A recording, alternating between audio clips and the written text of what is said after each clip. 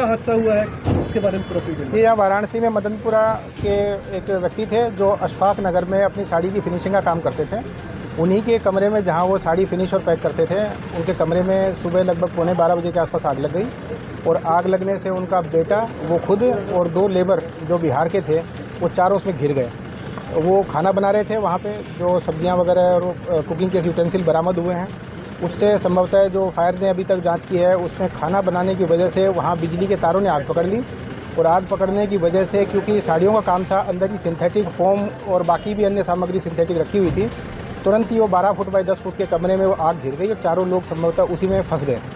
उसके फंसने की वजह से उनकी तत्कालीन मृत्यु हुई। जब मोहल्ले वालों को पता लगा तो बहुत ही तत्परता का परिचय मोहल्ले वालों ने दिया। बगल में एक मकान अंडर कंस्ट्रक्शन था, उसी का पंप यूज़ करते हुए हाई प्रेशर जेट से सब मोहल्ले वालों ने मिलकर आग बुझाई। वहाँ एक सिलेंडर था, उसको भी अलग किया और बड़ी घटना होने से बचाया। मोहल्ले वालों की तत्परता से आग तो बुझ गई, परंतु बड़ी दुखद बात है कि 4 लोग जो अंदर फंसे थे वो जिंदा नहीं निकल पाए। उन चारों की डेड बॉडी निकाली गई है। अभी तक वो कमरा गर्म है, उसको ठंडा किया जा रहा है। चारों के जो परिजन हैं उनको सूचना दे दी गई है।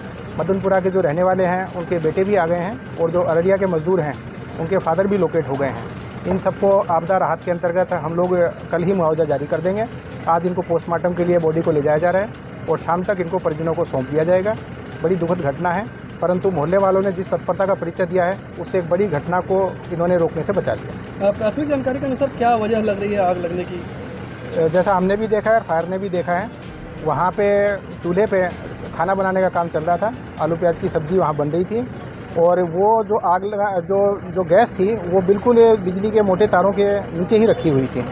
उसी से लगता है कि या तो बनते टाइम ही कोई लापरवाही हो गई है या किसी अन्य कारण से ऊपर के तारों ने आग पकड़ ली और वो शायद चिपक के उसके माध्यम से आग बढ़ी। और अंदर फोम का मटेरियल काफ़ी रखा हुआ था, सिंथेटिक साड़ियाँ थी, तो वो उनसे आग और भी ज़्यादा इंटेंसीफाई हो गई।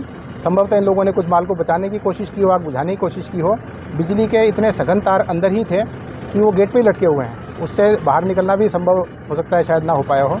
तो कुल मिला के जो खाना बनाने की घटना है, उसकी वजह से बिजली के तारों की आग लगने की वजह से ये आग लगी और लगभग ये आग आधे पौन घंटे में बुझा भी ली गई और आगे स्प्रेड होने से मोहल्ले वालों ने इसको बचाया, पर अंदर जो लोग थे वो नहीं निकल पाए। मृतकों में कितने उम्र के लोग थे, बच्चे थे, औरतें थी, क्या कौन कौन थे? इसमें 45 वर्ष के एक आदमी हैं जो उसके मालिक थे, उसी के बेटे हैं जो 22 वर्ष के हैं। ये बाप बेटे जो हैं, इनके अलावा 2 लेबर क्लास के नवयुवक थे, एक 18 साल के